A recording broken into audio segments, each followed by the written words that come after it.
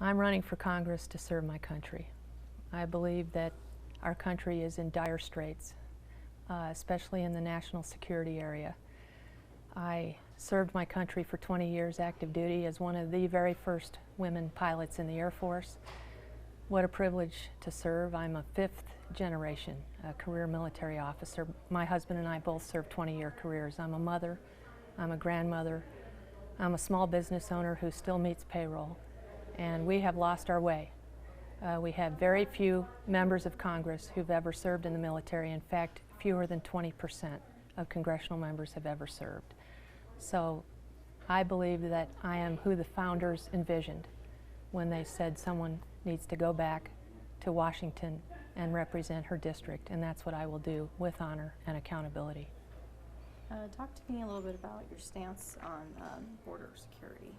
I was the first candidate, I believe, in the state in any federal race to support Donald Trump. So I am very strongly supportive of his stand in securing our border and limiting immigration of people who would do us harm. And what about job growth in the area, state in general? Job growth depends on the free market. The government needs to get out of the way of the free market. I own a home inspection company. I employ several employees, and the oppressive regulation and taxation that mounts more every year is onerous and debilitative to job growth. So as a small business owner, my lean forward position is to have government out of the way more and more as much as possible. Going back to the border topic, what specifically would you like to see change? You need political will in Washington, D.C. to fix the border problem. We do not have political will. If we had political will, then we could do some of the following things. We could increase the Border Patrol manning. We could enable them to serve closer to the border. We could increase surveillance. There are technological means at our disposal that we're not using because the political will is not there. You feel like you have that political will? I do. And when I go to Congress, I will help bring it to bear on the problem. I want to serve in the House Intelligence Committee, which is the place where we can equip the military and secure the border. Talk to me a little bit about education. I am a big proponent of educational choice. We homeschooled our children through the 6th grade. Actually, both of our children are bilingual German speakers because we were stationed overseas in Germany when they were young, and they are native speakers, and so we kept that up, and they are native speakers to this day. Then they went to a charter school for 6th or 7th through 12th grade, and then both were merit scholarship recipients at ASU. Our older one, our son, graduated as a PhD electrical engineer. Our daughter with dual degrees in business and German.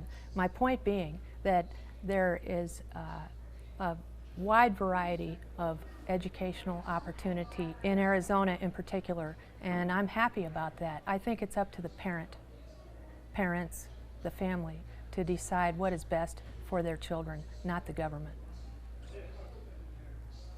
What do you think separates you from some of the people you're running against? This race has really come down to a two-person race between Sheriff Paul Babu and me. The polls show that. And what you have with Sheriff Babu is someone who is under FBI investigation for using seized drug money for his campaign, someone who distributed naked photographs of himself on a gay pornographic website. You have someone who fled Massachusetts because he was the head of a school that was closed down for rampant child abuse allegations. And these are egregious, grievous problems. And he is not electable. We have it on good authority that not a penny would be spent for him were he to win the nomination to go up against the Democrat.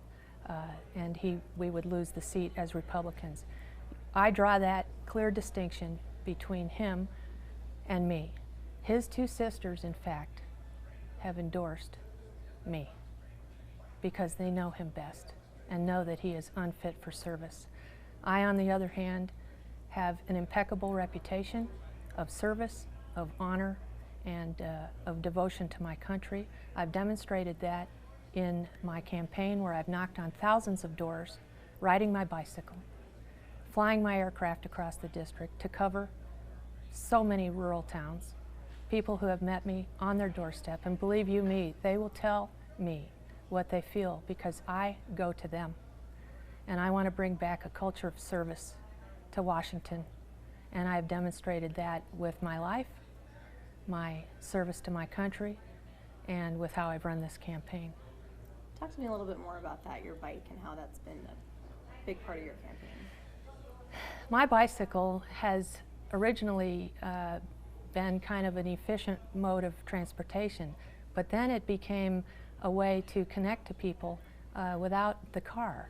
In other words, right on someone's doorstep. I literally can lean over sometimes and ring the doorbell and be right there on my bike. And more often than not, when people look through their little eye to see who it is on their doorstep, they see this woman on a bicycle and they're not threatened. So they come out and they talk to me. And of course I know who they are because I have it on my iPad on my handlebars, because I just go to select Republican primary voter households who actually do vote. And then I ask them a question. What is your top concern? And I give them 6 areas of concern. By far and away, the top concern, the closer to the border you get, is the border and national security. In the communities that have younger families, jobs and the economy are the concerns. Interestingly, in Sedona, it was the Second Amendment, which was the top concern. No one has gone down to this granular level as I have, and knocked on thousands of doors and asked these questions and listened on the doorsteps of the voter. It's an indelible impression that's made when I do that. And I ask for their vote, but I also ask them to put up a yard sign for me. And so what you will find throughout many communities are lots of yard signs. And what that means is Colonel Rogers was there. They met me. If you do get elected, what's one of the first things you want to do? The first thing I want to do is volunteer to serve on the House Intelligence Committee, because that, I feel, is the bullseye of where we need to concentrate on making sure that our military is equipped to protect this nation. I took a sacred oath to support and defend the Constitution of the United States against all enemies, foreign and domestic. And that is the best way I feel I can serve my nation again, by serving there. Anything else you want voters to know about you or your platform going into this election? This is such an important election. I know people are used to hearing that, but this is considered to be the top pickup opportunity for Republicans in the United States because it's an open seat and because it's a late primary. And so I have had a wealth of support from all over the country because they want to see a military veteran in Congress serve her country again, who also is a small business owner and who also has raised a family. And I understand what Americans are going through, and so they want me to represent them. And many people who support me from out of state, I tell them, I know you can't vote for me, but I can vote for you. Anything else you want to add? I would like to ask you for your vote. I will serve you with honor and distinction, and I would ask that you go to my website, wendyrogers.org. That's Wendy like the hamburgers, Rogers like Roy Rogers, wendyrogers.org, and vote for me on August 30th. Thank you. Thank you so much. Appreciate it. See, that wasn't so bad. No, you're very calming. Oh, thank you. Yes. Okay, so now you're gonna go get back on your bike, and where are you riding to? I will ride to this neighborhood here in Rancho Vistoso, and I will go to Republican primary voter households and ask for their vote and introduce myself, and they'll remember me. They remember. Were you an avid biker before your campaign? Has this been something you've always done? I'm just kind of an athletic person. I like to run, I like to bike, and I like to walk and hike. I'm in the Civil Air Patrol, which is a pretty physically rigorous pursuit. Both my husband and I are on the ground search and rescue team, which is a statewide team. And we are also in the air component of Civil Air Patrol, where we fly their aircraft to search for downed aircraft, in addition to the airplane that we already own ourselves that we get around the district in. Wow. So how many miles do you think you've rode so far? I look at it more as to how many houses I've visited. I try to do 100 houses a day in the heat.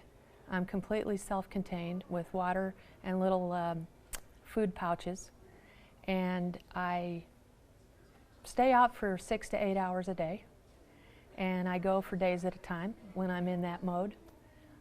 So my goal has been to get to as many towns as possible. I've fully canvassed the town of Maricopa, Casa Grande, Marana, and out to Safford. I have canvassed Sholo. I was just there last week, and that's pretty hilly. I went in depth into Saddlebrook. I canvassed 2,000 houses there, collecting most of my signatures, as you may have heard me talk about, for 3 weeks, 6 days a week. Very rigorous, wonderful, beautiful scenery. People were so friendly. They took me in on occasion. Sometimes my iPad would overheat and I'd have to put it in their freezer. That happens. And you stay in Airbnbs? I stay in Airbnbs, yes. In the Saddlebrook area, I stayed at a woman's house where I had a room and a bathroom. And then last week for Marana for a week, I had the whole back of a house to myself. And then my volunteers would come and go, but I stayed overnight there for 5 nights. Cool. Yeah, Airbnb is great. And they don't have it in all the small towns. For example, Holbrook, we had to get a hotel. But by and large, and of course my home is in Flagstaff, so I can spring from there to the northern towns. Oh, so you get around a lot. Yes, you have to. A lot of good exercise. This is the 10th, as I've been told, the 10th largest geographic congressional district in the country. So they say it's roughly the size of the state of Georgia. Wow. Yeah, it's big.